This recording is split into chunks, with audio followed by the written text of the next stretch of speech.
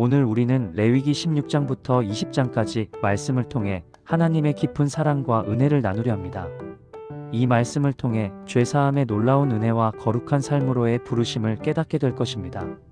편안하고 따뜻한 마음으로 말씀 묵상하며 위로와 은혜를 경험하는 시간이 되길 소망합니다.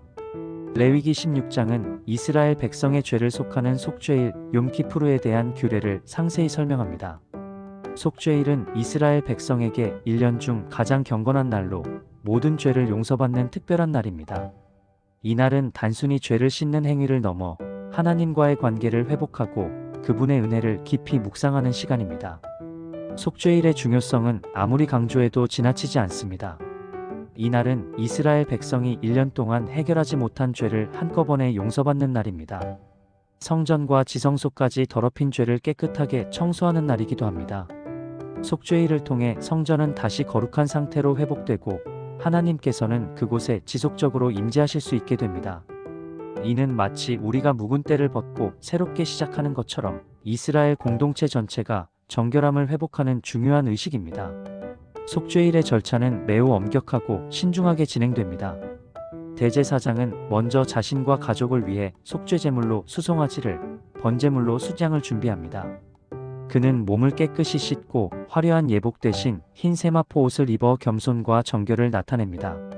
이는 죄 앞에 겸손히 나아가는 인간의 모습을 보여주는 동시에 하나님의 거룩하심을 존중하는 태도를 드러냅니다. 대제사장은 수송아지의 피를 가지고 지성소에 들어가 속죄소, 즉 시은소 위와 아래에 뿌립니다. 이는 자신과 가족의 죄를 속죄하기 위함입니다. 속죄일의 대제사장은 3번 지성소에 들어갈 수 있습니다. 지성소는 하나님의 임재를 상징하는 가장 거룩한 장소이기에 대제사장의 발걸음 하나하나에는 깊은 의미가 담겨 있습니다. 백성을 위한 속죄는 더욱 특별합니다. 대제사장은 이스라엘 백성을 위한 속죄제물로 수점소 2마리를 준비합니다. 한 마리는 여호와를 위하여 제비 뽑아 희생제물로 드리고 다른 한 마리는 아사셀을 위하여 제비 뽑습니다. 여기서 아사셀 염소는 이스라엘 자손의 모든 죄를 짊어지고 광야로 보내집니다. 아론은 살아있는 아사셀 염소의 머리에 2손을 얹어 이스라엘 자손의 모든 죄를 전가하고 미리 정한 사람에게 맡겨 사람이 접근하기 어려운 광야로 보냅니다. 아사셀은 떠나보내다라는 의미를 지니며 이는 백성의 죄가 완전히 제거되었음을 상징적으로 보여줍니다. 레위기 20장은 거룩한 삶의 명령을 담고 있습니다. 레위기 20장에서 하나님은 이스라엘에게 왜 다른 민족들과 구별되라고 하셨을까요? 하나님께서는 점이나 복수를 어떻게 하라고 하셨을까요? 레위기 20장은 이스라엘 백성이 거룩한 삶을 살도록 하나님께서 명령하신 내용들을 담고 있습니다. 이 장에서는 특히 성적인 죄와 우상 숭배를 금지하고 하나님의 백성으로서 구별된 삶을 살 것을 강조합니다.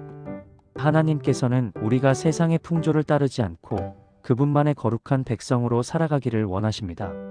사랑하는 여러분, 레위기 16장의 속죄를 통해 죄를 용서받은 우리는 레위기 20장에서 제시된 거룩한 삶의 명령을 따라 살아가야 합니다. 속죄는 죄 용서의 은혜이며 거룩한 삶은 그 은혜에 대한 우리의 응답입니다. 이제 우리는 이 말씀을 통해 받은 은혜를 기억하며 더욱 거룩하고 아름다운 삶을 살아가도록 결단해야 합니다. 오늘 말씀을 통해 우리는 하나님의 크신 사랑과 은혜를 다시 한번 깨달았습니다. 이제 우리 모두 이 은혜를 마음속에 깊이 새기고 삶 속에서 실천하는 것은 어떨까요? 작은 일부터 시작하여 하나님의 말씀을 따라 살아가는 우리가 되기를 간절히 소망합니다. 여러분의 삶 속에 하나님의 은혜가 항상 함께 하시기를 축복합니다.